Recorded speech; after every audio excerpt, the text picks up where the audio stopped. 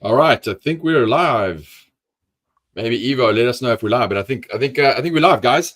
So let's start to see a couple of people start rolling in. Welcome to today's webinar. This is behind the Amazon curtain, secrets from some of the top agencies based here in the US of how to actually grow your business on Amazon, focused around different strategies to help organic growth. And really just profitability on Amazon. So super excited for today. Welcome everyone here. If you're jumping in, let us know where you're from, and there is a place there where you can post questions, and we're going to have some Q&A towards the end as well, which is going to be fantastic. The first thing I'm going to say, because it's going to come up, is yes, this is absolutely being recorded, and you will get a replay.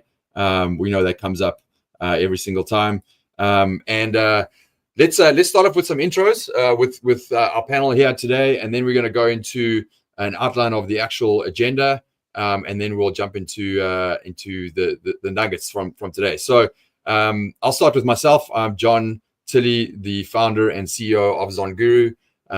If you don't know us, we are an operational tool set to help Amazon brands and agencies grow their brands organically, specifically. And everything around there to help. We're probably one of the industry leading tools around SEO for your content and for your listings. I'm happy to kind of jump into my topic today, where I'm going to look at specifically how do you price your product to maximize your connection with the algorithm and get the maximum TAM from where audiences are buying. So pretty excited to share that in my update.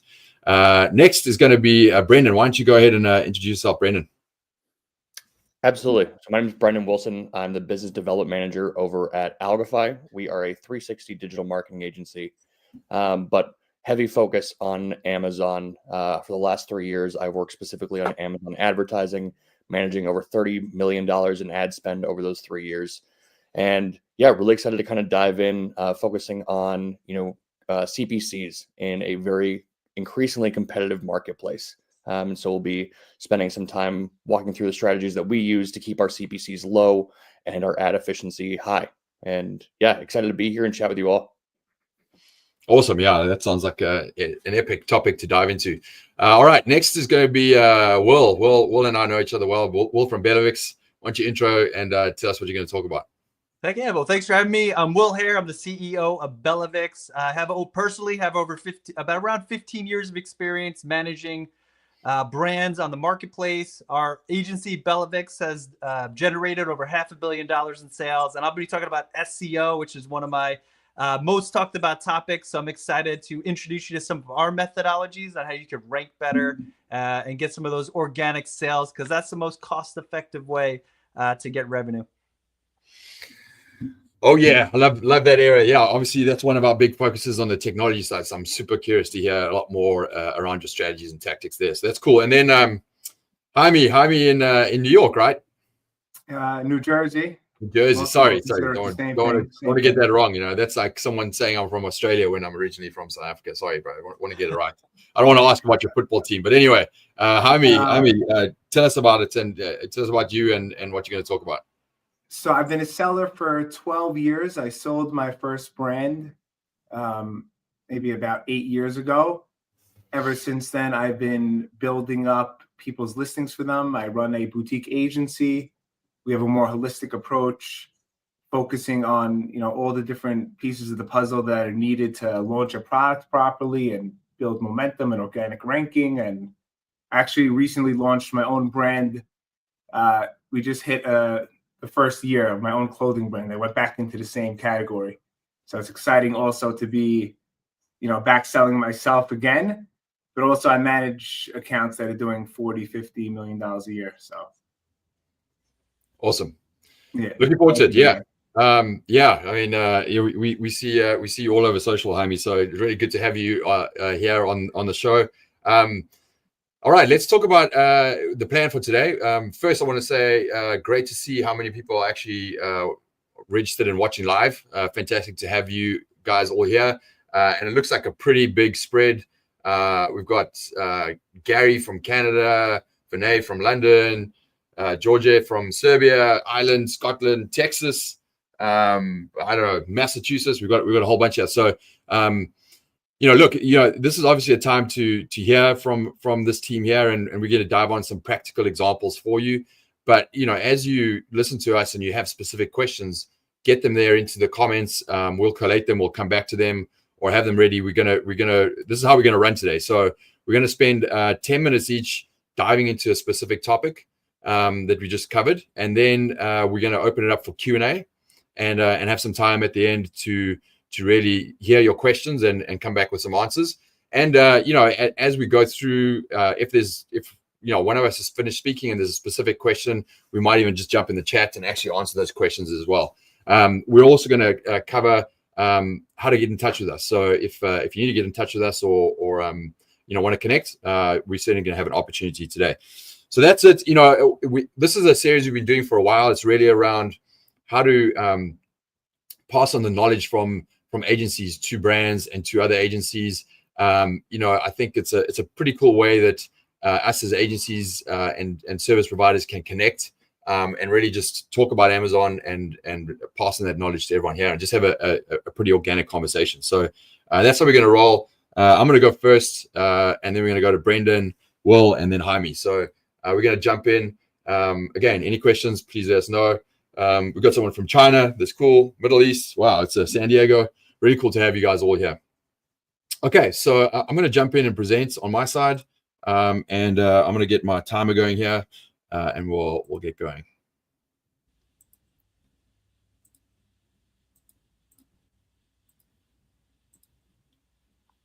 All right, let me know, guys, if you can see my screen.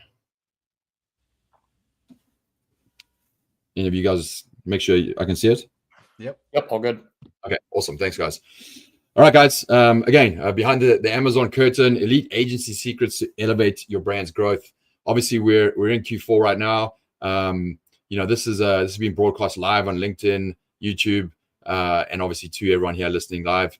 And we're going to talk. Obviously, we're in the thick of it right now with the highest part of the season.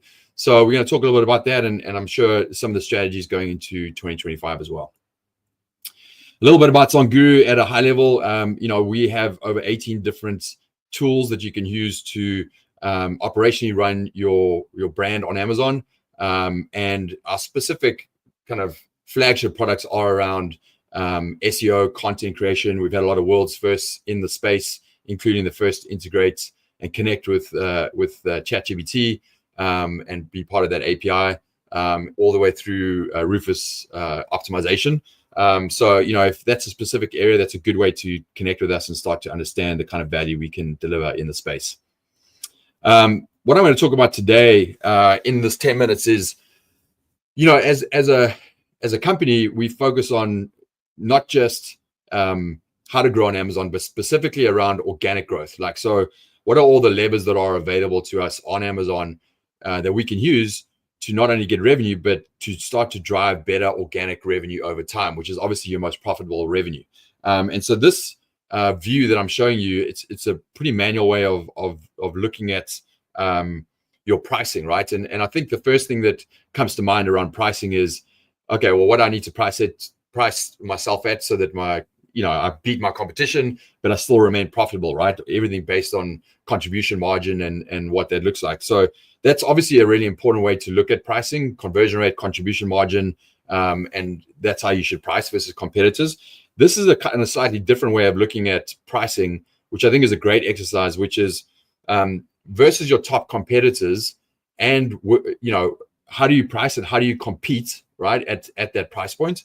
And then in addition to that, am I priced at the right price where most customers are buying? And that's a really interesting way to look at it. And I think it sparks some ideas of, hey, am I actually priced in the wrong kind of bracket, or should I actually create a different variation on my product to actually sell at where most customers are buying within that area? So it starts a lot of conversations with brands as we present this. I'm going to just show you what that looks like.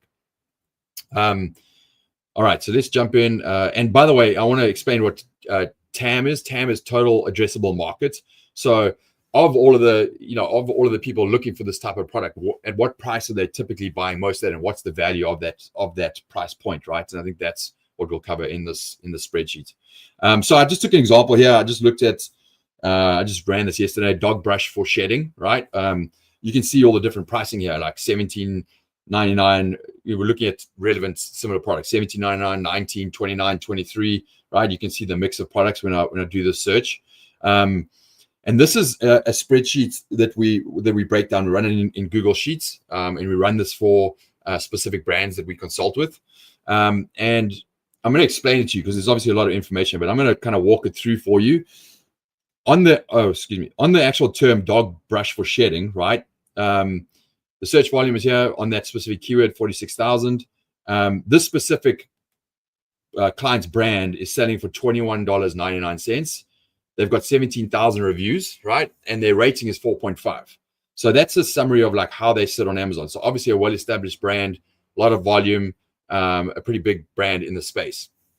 What we have below that is we actually have like the top 50, I think it's the top 25 to 50 competitors, and we break them down into certain price tiers. So we look at budget, we look at mid-tier, and we look at premium. So we kind of collate and we put them, each competitor into those price buckets, right? So you can kind of see how it breaks down. So at the cheapest, we're selling at about $15, and the most expensive, it's kind of beyond $35, right, for this product. This specific customer is selling in this pricing bracket, mid-tier, so between $20 and $24, obviously $21, right? So they're sitting there. So it's interesting to know how do they sit with the competitors, but more important, how many customers are actually buying at that price point? And that's where it gets kind of interesting. You can see the total revenue on average for that month being bought, at that price point on that keyword is $400,000 for like the $16 TAM, right? The TAM that they actually selling is $46,000, right? And then where most customers are buying is actually between $24 and $28, 1.3 million. So to me, looking at that, I'm like, hey, maybe they're actually priced in the wrong brackets. They should probably be at the price point between $24 and $28. And then the question is, can they compete in that price bracket based on their ratings, reviews, and will the Amazon algorithm favor them over competitors, right? And so what's interesting is in the bracket they're currently in, the average rating is 4.6 and the average reviews is 1,155, right? And the median reviews is 444. So they can probably compete here, but they're at a 4.5 rating. So they don't win on ratings, but they have better reviews. Down in this actually 1.3 million TAM, they have the same rating at 4.5, and the average reviews is 31,000, but the median is 3,000. So I would suggest they can compete better. They can compete well at this price point, right? So it's kind of interesting when you look at it like this as a brand, because to me, I would say there's a very strong opportunity for them to actually increase their price to over $24, between 24 and 28. And there's a very strong chance they would still compete there and still have a great conversion rate and be able to hold their conversion rate and hold their own in that actual pricing tier, right? For the algorithm, Amazon on their side is going to serve you if they believe you have a really high quality product at that price point versus the competitors, right? And I think they win there and they could compete. So I would suggest to this brand, hey, actually increase your price and see what that does to your conversion rates over time. There's other cases that happen as well where they might be in this pricing bracket and not be able to compete, and actually there's a much cheaper price point that they should actually compete at that they haven't actually looked at competing in. Now they might not be able to compete there because they might not be able to make enough margin, but that might create some ideas around, hey, should we create a variation that is actually cheaper, or a different type of product, or break out our bundle or something like that, or the opposite, right? Compete higher and create some kind of bundle, etc. So it sparks a lot of conversations around where you should compete, and also should we actually potentially look at a different variation if there's a bigger TAM at a different price point that we should tap into. So that's where you look at. We've had quite a lot of success with brands where we've actually got them into a higher price point or a lower one, and there's a lot more sales velocity. The conversion rate sticks, and they actually end up making a lot more money. So it's a kind of interesting way to look at your pricing. So I hope that's helpful. Certainly it's a pretty easy way to run this. We can send you a spreadsheet on exactly how to break this down and do it for your own brands. And you can just connect with us and we'll help you out on that front. I've got a couple of minutes left here. I think some other things, that's one thing that we look at. I think some of the other kind of questions we ask around this organic growth is, what is the organic revenue value of the keywords sitting outside of the buy zone? So you're already indexed for keywords on page 1, but what is the true value of keywords outside of page 1? And if you got those keywords to page 1, what would they be worth? We definitely answer that question in our growth audits. How does your PPC conversion rate at a high level on campaign levels for your ASINs stack up against your organic growth rates? We look at that, or conversion rates. We look at that. And then we also look at how Cosmo AI is reading your images for rank, right? So we know that AI now reads images and can understand content in images and actually words in images. So understanding what the AI is actually seeing in your images for ranking purposes is critical. And we have tools that do that, and we give a lot of feedback on that, which is a pretty interesting thing to look at as well. So that's it. Obviously we have a lot of great results with our agencies and our brands. On average, anyone using our tools, especially on the SEO side, we see about a 23% increase in average lift on existing listings, which is pretty significant. And that's across all our different types and segments of customers. And about a 37% improvement on your scoring for your listings over bestsellers, which is pretty cool. We've had a lot of world's first on the listing side: Rufus Listing AI, Image AI Analysis, Keyword AI Generator. These are things that we've done first in the space to help you be more efficient and effective with your content and how it ranks for the algorithm and obviously for customers. We are definitely moving into AI first optimization as a philosophy. And I think if anybody wants to get in contact with us, we do a growth audit for qualifying brands. And the way that you can actually get in contact with us, and we'll put these links into the chat, is zonguru.link/growth audit. And that's anybody who wants to actually look at the growth audit, where we look at a pricing analysis and we do an overall growth analysis and an audit for you, and to show you how you can grow in 2025. That's for qualifying brands. You go to that form, fill it out, and if you qualify, we'll take that call. So that's zonguru.link/growth audit. And then if you're a brand, you can go to zonguru.link/20, and you'll connect with us there. And if you're an agency, you can go to zonguru.link/EP and connect with us there. We'll put this in the chat. That's my 10 minutes. Thanks guys for listening, and I hope that's helpful. And I'm happy to take any questions on this. Cool.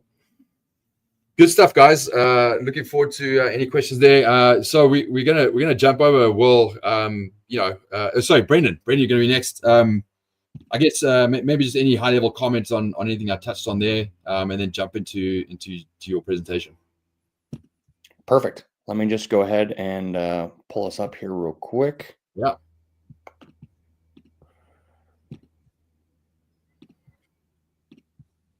Well, thanks for all the comments there. It's good to see.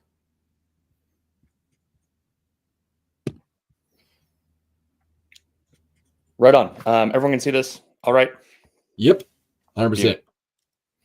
So the goal today is really going to be focusing on cost per click rates in Amazon advertising. We're seeing these constantly increase, especially over the last 6 to 12 months. Cost per click rates are just getting more and more expensive. And so it's become inherently important for us as an agency, but also for brands to be able to understand how to manage these to the best of their ability. A little bit about us.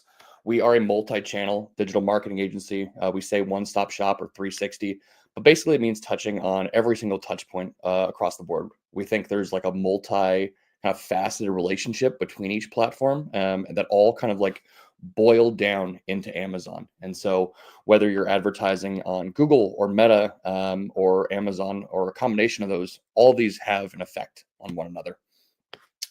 Our portfolio is pretty broad. We've worked with over 300 different accounts, everywhere from $1,000 per month in ad spend to $1 million per month. The beauty about our approach is it's fairly agnostic to your ad spend, but our current median is about $40,000 in total ad spend.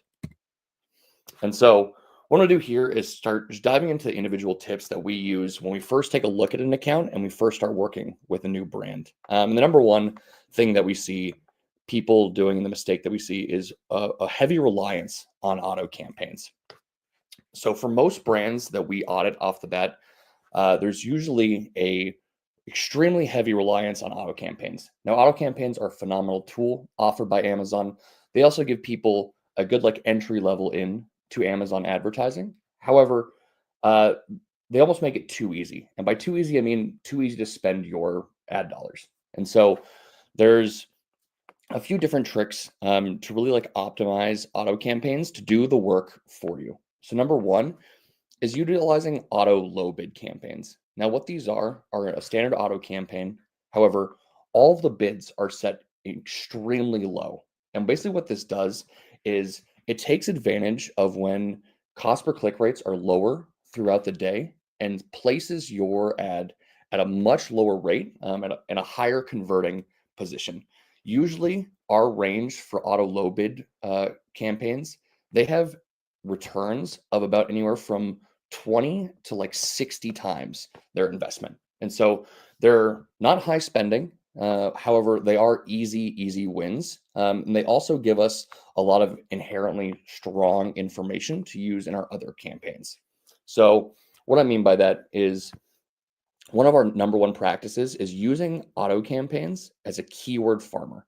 So taking your products, putting them into separate auto campaigns, separated by the portfolio and the type of, type of product that they are, putting all of your brand terms as a negative, and then adjusting your bids in those auto campaigns for the algorithm to place around the Amazon bidding marketplace. What this does is, if you use a bidding software like IntentWise, like Helium 10, like Metrics, all of these have automated rules that you can then set up that if 1 or 2 conversions come in by an auto keyword, it then pulls that keyword into one of your manual non-branded campaigns and negates it in the auto campaign. Now, what's the benefit of this? You now have total control over that one search term rather than letting Amazon do the bidding for you. So if you don't have automated bidding software, that's fine. Take every, let's say 14 to 21 days, pull all that information out and find the search terms that have converted twice, and then pull that into a manual campaign and just negate it in the auto campaign. Now, what you've now done is given yourself a whole new list of keywords, as well as total control over the bid itself, rather than letting Amazon bid for you. The next one is stress testing your brand spend. One of the first things that we get asked when we start, reviewing accounts and working with accounts is, how do we know if our branded spend is cannibalizing our organic sales? And it's a great question. Really, the only true answer is testing it, right? If we have, let's say, brand spend at about 20% of our total marketing mix, but then we go ahead and bring that brand ad spend down to, let's say, 10%. And we see, we expect ad sales to drop off. However, if we see total sales begin to falling off, or our overall impression share, then we know that we weren't actually cannibalizing, and our brand spend was inherently important to defending our positions across the Amazon advertising marketplace. However, if we decrease and we see those numbers stay relatively the same, then we know we were cannibalizing and there's an opportunity for us to continue to decrease. One thing that we've learned over the last few years is that your brand should be winning the advertising auction on your brand terms at a lower cost per click than your competition is. For example, we work with a national cooler brand that wins their brand terms at a point, like a 10-cent cost per click, and an impression share of around anywhere from 90 to 95%. Their competition bids at that same term at about 54 cents to have 50% impression share. So you can see there's a lot to be done with decreasing your brand spend and figuring out where that stress tolerance range is.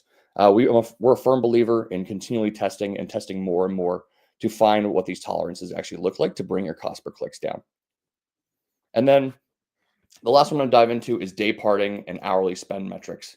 So with Amazon Marketing Stream, you can actually view your performance by hour on Amazon. Now, you do have to utilize Amazon's ad API or work with any of the major bidding softwares that are online. All are pretty phenomenal at doing this. but it really allows you to determine what hours your advertising and products are most efficient because of your product itself, right? Like we know for baby brands, moms tend to shop while they're up and nursing. And so sometimes their efficiency at the hours of, 10 p.m. to 3 a.m. is just bonkers. And so people go ahead and put their ad spend there. Finding these windows where you inherently convert better is a great way to drive your cost per click down. For the most part, like I know our agency specifically, we use IntentWise. They give you the actual metrics by hour and make automated rules easy to set up. However, like I said, if you use any of the other primary softwares that are out there, they all give you this data now. It's a great way to find out when and where you're converting the strongest. That brings me a little bit to the end of my time. However, we offer a free audit to anyone. I don't care if your brand is spending $500. I don't care if your brand is spending $1 million. I really want to hear from you and show you exactly how we can help you continue to scale your advertising in 2025. We know this is often the first place people go when they're growing and the first thing that gets cut when things aren't going well. And so we want to show you how to make sure you're maximizing every ad dollar you have. And if you've been struggling with high cost per clicks and low ad efficiency, shoot me an email. I'd love to have a conversation and chat with you and your brand or someone at your team about how we can make things better. Thanks. And if, any questions pop up, I'm excited to stick around and answer. Yeah, awesome. Brendan, thank you. That was epic. I think, in combination with what, I was touching more on the organic side and driving that side, but clearly, on the paid side, that's where a lot of people have been struggling. And if there's ways to be more efficient there and effective, I think that's super strong. Great ideas on the brand terms. I think that's a really interesting area to focus on. So thank you. Good. And all right. So we're gonna jump over now to Will. So Will, jump in, share, and let's go for it. Let's do it. Guys, tough act to follow. Brendan, I didn't know all that about auto campaigns, but we definitely see a reliance. And John, that pricing spreadsheet you shared, that's next level, man. I'm telling you, understanding elasticity around pricing is definitely a game changer. But let me figure out how to share my screen. There we go. Awesome. Can you guys see this? Yeah, we got you. Are we in business? All right. Let's do it. All right. So BellaVix, we're a marketplace. This is a little bit about me, but we went over that already. Skip that. Here's a bunch of brands we work with. We've been blessed to work with all these brands. Amazon loves us. Why not? So let's jump on to the main topic. Amazon product ranking and SEO, from keywords to ranking. And first of all, what's at stake? Like, why do we want to rank so bad? Or what's the consequences of not having ineffective SEO? And the top three that I could think of is loss of visibility in sales. Amazon can penalize you if you're, getting flagged for keywords you shouldn't use and all that other fun stuff. And the inability to compete effectively, because if you're not doing it, your competitors are doing it, and they're going to be eating up all that opportunity that's presented. Because we know, 62% of product searches start on Amazon, and about, give or take, like 50% of e-commerce happens there. So it's a great place to be. It is a great place to rank really well. So our methodology and what we have developed over our years of working with brands of all different sizes and level is the KCM methodology, the keyword catalyst methodology. And I'll kind of dive into it, and I'll share some of the tools that we use in order to achieve ranking. But real quick, proof is in the pudding. You guys will get a copy of this, or you'll watch this video so you can read it more in depth. But we had a beauty brand, and what do we do to help improve their ranking? Extensive keyword research, creating engaging content, updating the back end of the listing, and then enhancing the visual appeal on the specific listings. And what we saw for this particular product, we saw 73% year-over-year growth. And we improved their indexation in the top 35 spots. Why top 35? First page of search. Nearly 2x over the course of the year. We saw page views jump, and we saw sessions jump. So this methodology does work. And, we fancied it up by giving it an acronym because we work in Amazon, and why not throw another acronym at you? But what it comes down to is like identifying the right keywords, understanding what the marketplace is doing, looking for opportunity in terms of ranking, competition, and volume, and then implementing that into your listing in order to start the process of ranking. You could always double down with advertising and other tactics you can use. So first and foremost, I just kind of ran through it, but step one, market analysis and keyword discovery. And there's tons of tools out there you can use. Us at BellaVix, we're going to use Google Trends. We're going to look at Amazon search suggestions. And really what we're trying to identify is like strong root keywords and long-tailed opportunities. And so some tools you can use. This is a free Chrome extension, AMZ Suggestion Expander. If you're on a budget, you're launching, you're a small brand, you can start here and get tons of ideas. And you can crank those into advertising campaigns to see how sticky they are. Brand analytics for those brands that are brand registered.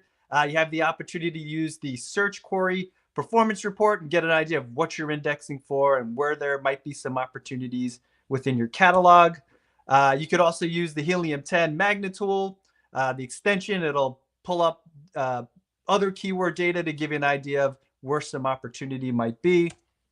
And then last but not least, if you're advertising, your search term reports are a great place because you actually have, you put dollars and cents behind it. So you know how people are going to engage. You know it's going to convert really well.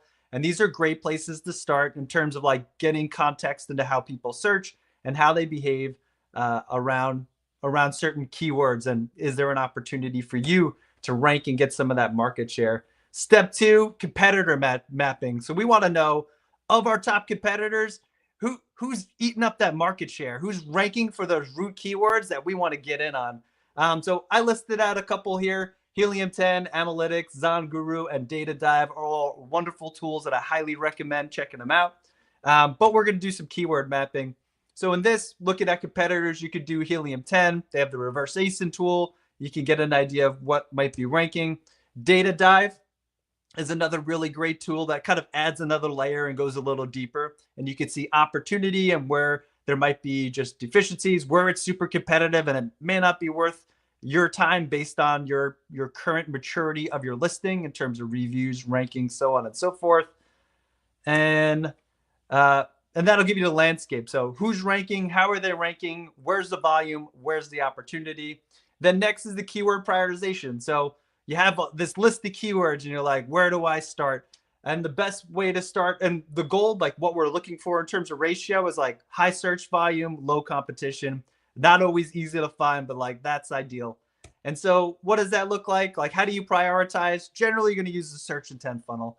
Audience terms, discovery, complementary, substitutable, competitors. We love conquesting. Nothing is more gratifying than stealing customers from some big brands, as well as product terms and branded terms. So you can see we got our funnel and understanding, you know, it's probably going to be less expensive to rank for something at the top of the funnel versus getting to product terms and more specific as you move deeper into the funnel and you move shoppers through the funnel.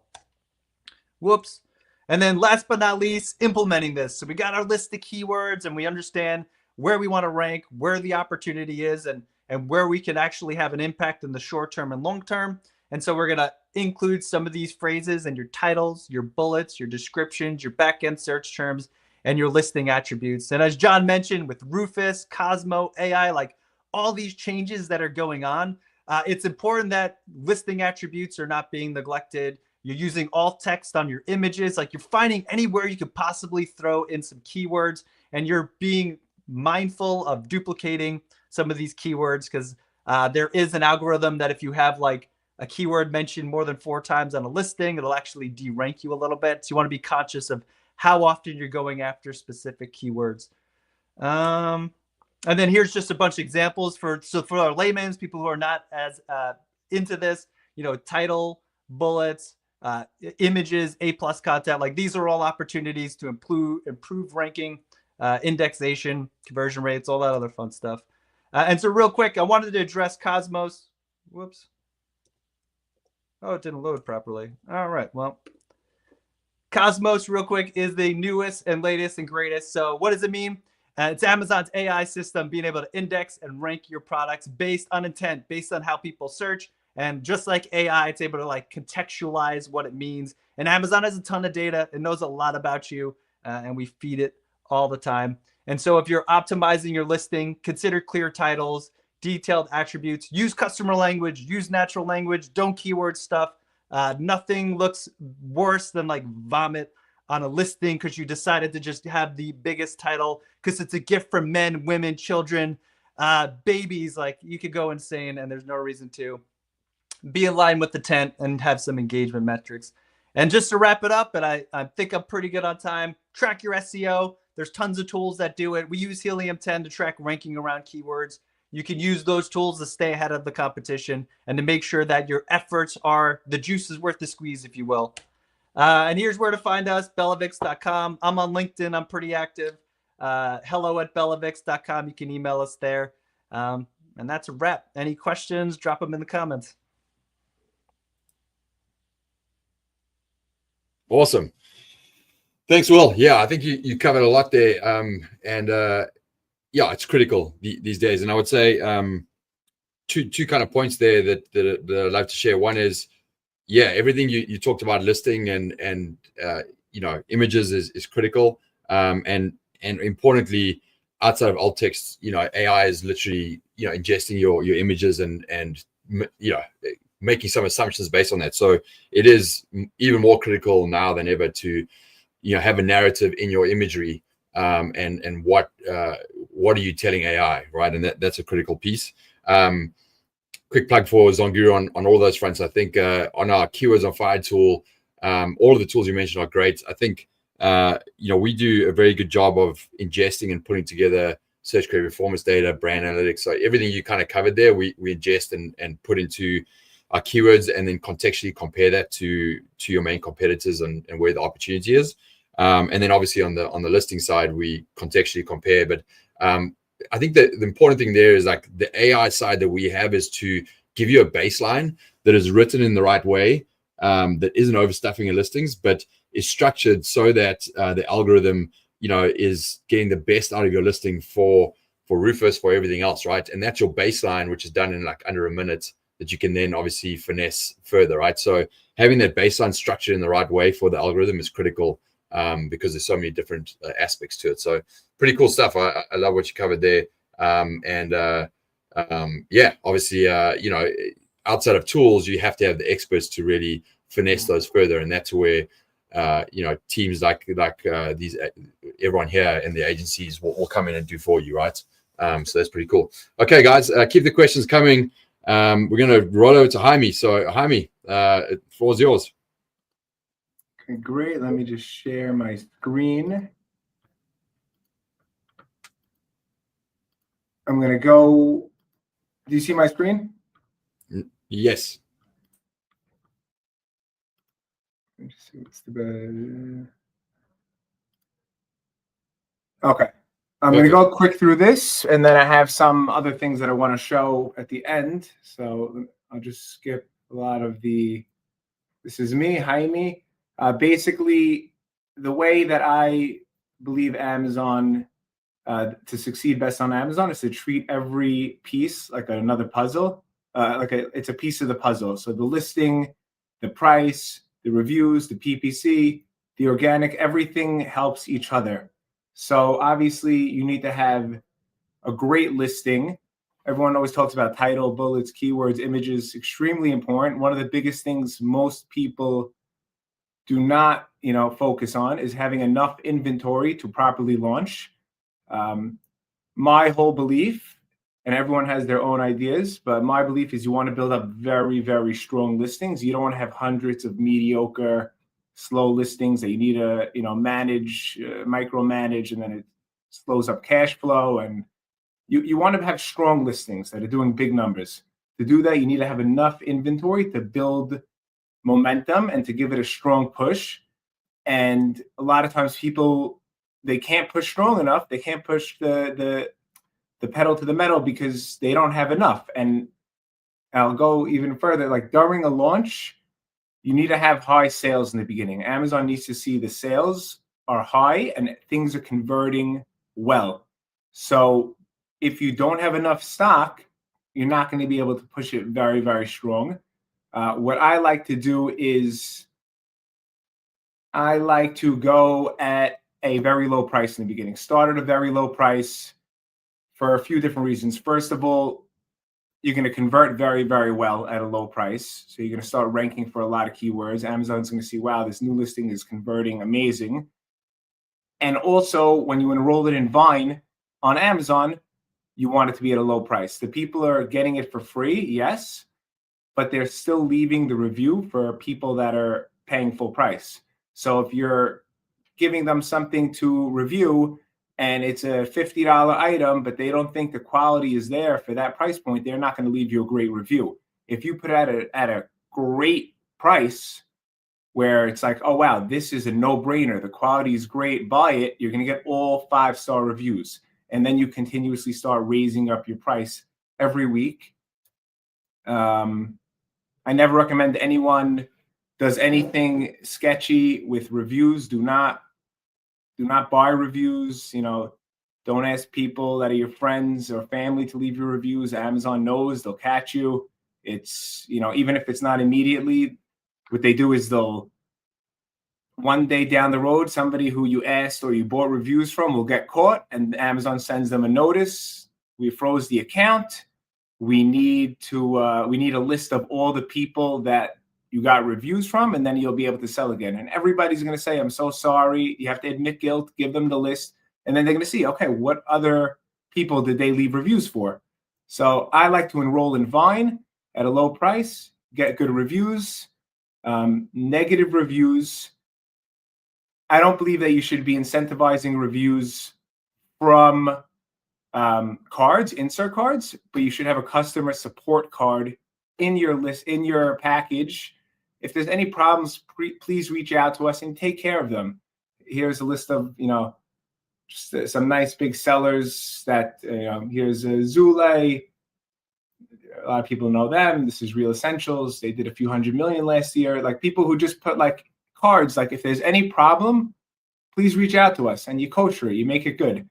And then I also like to use ChatGPT to see if anyone broke any rules when they posted a review for you. Like they're not supposed to compare to other products. They're not supposed to have, vulgar language. They're not supposed to say this item is crap. All those things you can get removed. And then I have over here just some examples of product launches, just, the organic units improving.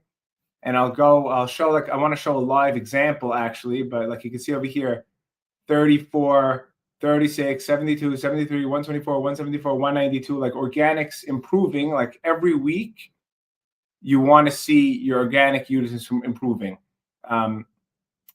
You want to also make sure that the ACOS is healthy, but the biggest thing is, and I'll get back to this part. This is like my ending part because I just want to show everybody something.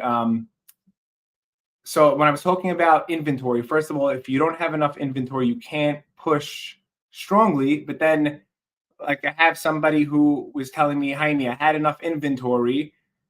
Why are you not, advertising so much on it? And I'm explaining we don't have enough inventory to push as strongly as we want to. And also Amazon isn't spreading your inventory out. So we made this chart over here where basically, like this is the inventory. So this guy has like 40 or 50 units in Amazon, but like, he has 1 unit over here, 1 unit over here, 1 unit over here, 2 units over here. It's not, what about this whole other part of the country that it's not near? Amazon didn't spread out their inventory equally enough that these people are going to see 2-day shipping. And, and then you'll see like the biggest guys, you can order, sometimes they have same-day shipping, sometimes they have next-day shipping. Minimum, they have 2-day shipping. But if you don't have enough inventory that Amazon's spreading you out, then these guys over here are going to see 4-day shipping, and it's going to affect the conversion rate. Maybe somebody needs something in a hurry. They'll look at you, and then they'll look at the competitor, and they'll end up buying from the competitor. Amazon notes that. It's a whole disaster. So one of the biggest things is just having enough inventory to push very, very strong. And like this from the inventory ledger. And like, we're looking at all the different, hope it's not too small. We're looking at all the different zip codes and just seeing like, is everybody getting quick shipping. Like it's not enough that it's just, oh, I have a month's worth of stock. It's like, where is your stock? And also, if you have a month's worth of stock and you're selling at the current rate, okay, you have a month. But what happens if you want to double your sales and then you only have 2 weeks worth of stock? You can't. Very hard to grow when you have a low amount of inventory. And then I actually wanted to show, give me 1 second. I wanted to show my product launch. Sorry, just give me 1 second.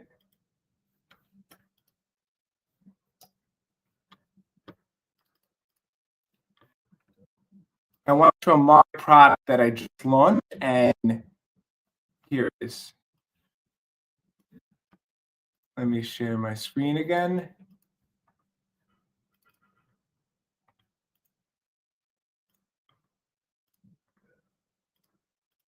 Okay, so this is my personal brand. This is my product. Of course, I would never share anybody's information publicly, without their permission. But this is, I own this brand.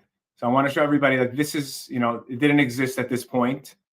And then we did $2,800 in sales. We lost $700. At this point, after this month, we started spending around $200 a day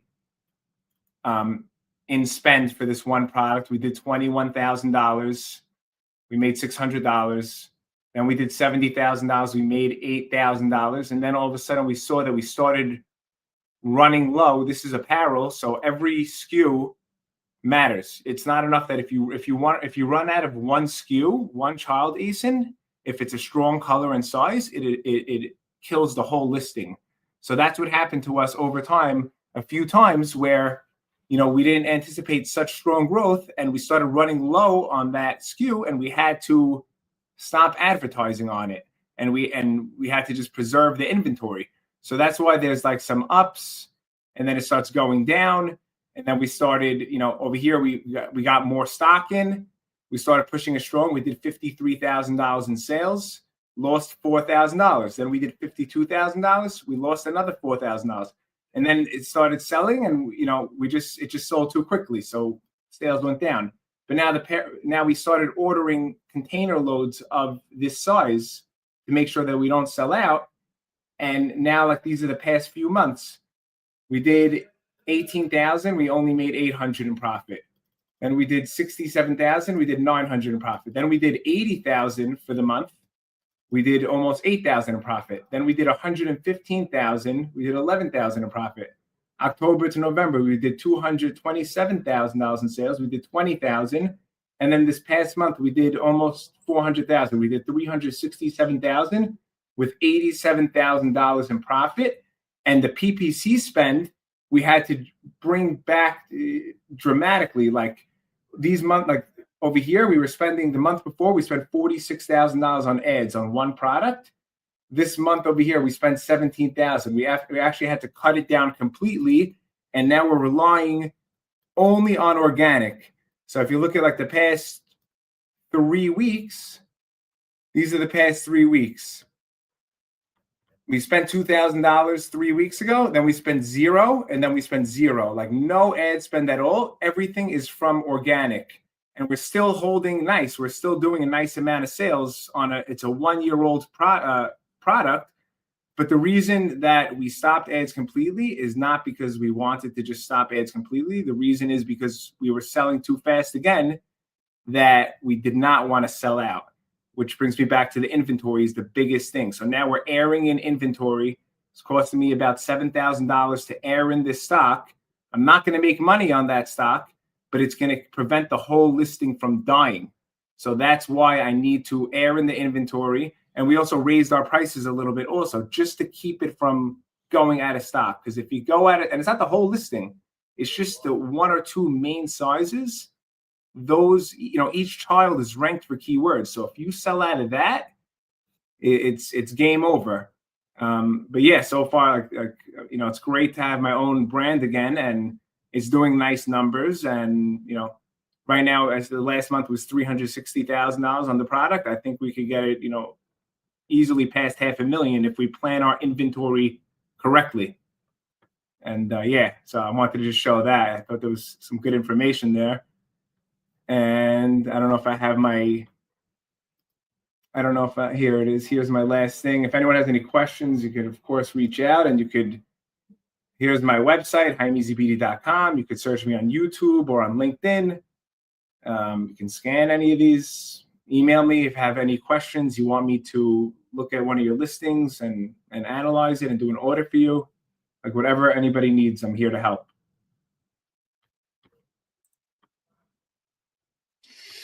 Jaime, thanks, man. That's epic.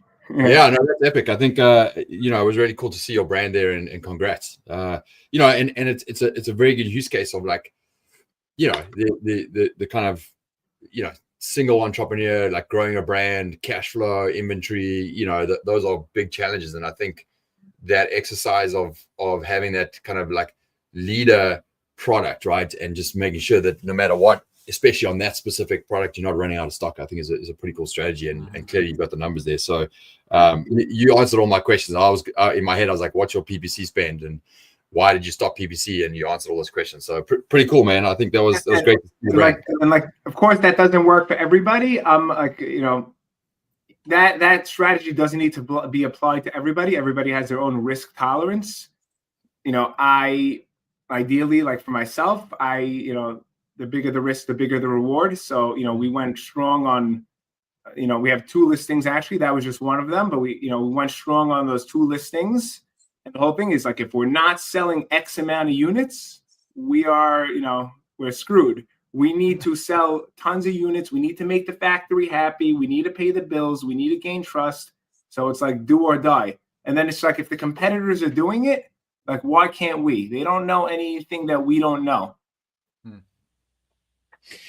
100%. And you know, they've done those exercises, right? You look back over a year and you look at who were the leading brands a year ago versus now, and it's changed, right? So just that mentality from sellers that you know, everything's up for game, right? Everyone's up for taking that market share, and you know, don't be scared off by competitors. You can, if you've got a great product and you be solid in your strategy, you can get there for sure. So pretty cool. Okay, guys. So let's do 2 things, right? One is just first, you know, any of you guys here, if you want to post into the chat ways to get hold of you. Obviously, we'll share this presentation with everyone.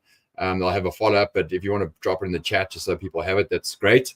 Thank you for answering the questions direct in the chat. So I know there's been a bunch of questions happening. We've answered a lot of those. Anybody listening still, if you have any specific questions, drop them in there. We'll come back to those, you know, at the end of this. What I'd like to do is right now is kind of a quick fire round. I guess just thinking about 2025, right? We're obviously, as sellers, brands, agencies, we're in the thick of it right now, but we're going into 2025. What is one piece of advice that you can share to help brands grow in the new year? And just, you know, just share that here would be great. I'll go first. Obviously, I was thinking about this. I think the one thing I would say is, if you're not integrated into an expert seller or agency community, make sure you do that in 2025. And I'll tell you the reason why. It's we expect a lot of change to happen in the e-commerce industry going into 2025. You know, everything from potential tariffs to you know, the economy jumping back. There's a whole bunch of things happening globally with global shifts. And I think what's always surprised me about the Amazon community is how, as entrepreneurs, we're first movers, we're hustlers, we find the opportunity, right? And so in any change, there's opportunity. And I think making sure you're nimble and you can move within your niche and within your set of competitors is critical. And one of the best ways to really be on top of that is to be part of communities, because a lot of the guys out there are solving the problems and you just have to execute on that, right? So things like $1 Million Seller Club, you know, or any of these other ones, like, be part of that, because Amazon experts on the agency side, like, those are things that are first movers. And if you're connected in there, you can shift and you can take advantage of the opportunities rather than feel it's a threat as you get into 2025. So that would be my piece of advice for 2025 for you guys. Brendan. Yeah, I'd say test test everything. Amazon is starting to give us a lot of different analytics and demographic data that we finally have the ability to utilize. Utilize it to build out hypotheses, figure out what works well for you, and then go ahead and start testing those hypotheses against like strong data. Test your ad creative, test your ad copy, test your placements, test your A/B test your listings. You can do that across the board now. A/B test your A+ content. You should always be driving to a greater level of success. I mean, once we get stagnant, that's how we see listings, start losing ranking, start losing performance. So don't settle. Try to find out, how do I get people onto my listings? How do I get my listings to convert? And how do I build my brand around these different hypotheses that I've developed? So yeah, don't settle. Keep testing. Build out a testing schedule, and learn how to be better. 100% agree. Yeah, don't settle. You got to keep going, right? Keep that accelerator flat. Will. Oh, awesome, guys. I love the testing, and the MDS is a really great club for anybody who's not part of it. I'm going to say listing attributes. Make sure all your back-end stuff. So what I'm really excited about is how AI and personalization is being more and more integrated within Amazon. I know for this October Big Deals Day, I got a personalized buyer's guide for gifts and ideas. And we've been trying to rank brands in there, and we're finding that it is the images, the context around it, using natural language and being aware of use cases. So we're diving deeper into that. We recommend brands go deeper into that, because Rufus, it's popping up in search now on your mobile device. It's interrupting that typical user search journey. So as the AI algorithm becomes more enhanced, it's going to make a lot more sense to make sure that that's a tool in your toolbox that you're optimizing around that, and understanding that how we search today is not how we're going to search tomorrow. Yeah, fantastic. All right, Jaime. I think those are all great points, by the way. They're really all so true. My biggest thing is just, look at the data. Look at, where you are. Look at where your competitors are. Look at their conversion rate. Look at your conversion rate. Don't look at the data, without the help of using different tools. Like, you're not as smart as you think you are. Like AI and the softwares, you'll be able to see a lot of nice calculations and be able to track things that are very, very hard to do without them. So, don't cheapen out on the tools, and just try to look at everyone's, try to look at so many different data points. Don't ignore it. 100%. And being clear on what data to look at, right? I think there's data for the sake of data, but really truly understanding like what is the data that matters, that's going to move the needle. Yeah. I would always say applying that 80-20 rule, right? Like there's so much out there, but what's the most impactful stuff that's going to move the needle? And it comes up so much, even at conferences with big sellers, like, are they focusing on the actual things that move the needle? And sometimes they've got lost in everything there, right? So they need to go back to like the big things that move the needle, right? And that's I think there was one question there from someone who's talking about a stagnated listing, and I think that's probably a piece of advice there is like, how do you go back to the original part, like looking outside, looking in, what is the 80-20, what's going to move the needle, and focus there. Guys, thank you. That's amazing. I think there's a lot of great information shared there. These are pretty cool series. We have another one coming up in January. It's really just getting experts, information delivered to everyone here. And we have a cool audience across all the platforms, agencies, brands, just looking for growth in e-commerce and the exciting area ahead of us. I was going to end it there, but it looks like Rosemary dropped in with one question. So all of our questions have been answered. So thank you guys for jumping in the chat and answering. But Rosemary has one question here. Any advice for small beauty brands moving from 3P sellers to selling direct for branded products and choosing the right agency to manage the scary adventure? Okay, so anybody want to take that on? I could jump in. Sure. Regarding third-party sellers, a big thing to consider is making sure you're owning the buy box. So before you really shift and invest in advertising and all that other fun stuff, you want to make sure that they have liquidated all their inventory, or you have it coming your way, because you're not going to be able to advertise as well. And in terms of choosing an agency, I mean, a lot of it's just making sure they gel and they have the same value as you do. Do you need a more boutique style where there's going to be a lot of hand holding and education and attention? Or is it something more cost effective? Is it something more premium? There's lots of ways to vet out agencies, but always look at their case studies, find reviews online to make sure that they deliver what they say they're going to deliver, and always ask for references would be my 3 tips. So I run an agency, but I also use agencies for different aspects. So those are things I consider when I'm looking for a partner, and we're always looking for long-term, because it's a painful process to change an agency, and all that knowledge that gets lost and pretty much starting over. So it is a big commitment, and I wish you luck, Rosemary. Yeah, that connection is I think the most critical part, right? Because from both sides, you've got a team of people at an agency and you've got a brand, and if there's no gel and there's no passion behind growing that business, it doesn't work on both sides, right? You want to have an excited agency that's really not just doing the work for the sake of work, but really wants to grow this business and connects well, and vice versa. So I totally agree with that point. So again, guys, thank you. We ran on time, and thank you for jumping in and answer those questions. I appreciate it. We will share this. And again, anybody want to connect with these guys, get them on LinkedIn, at their websites, everything's shared here. There will be a replay and an email that goes out to everyone here. So thank you again. And we'll share this on our socials as well. Cheers, guys. Thank you so much. Thanks for the time, y'all. Bye. Thank you.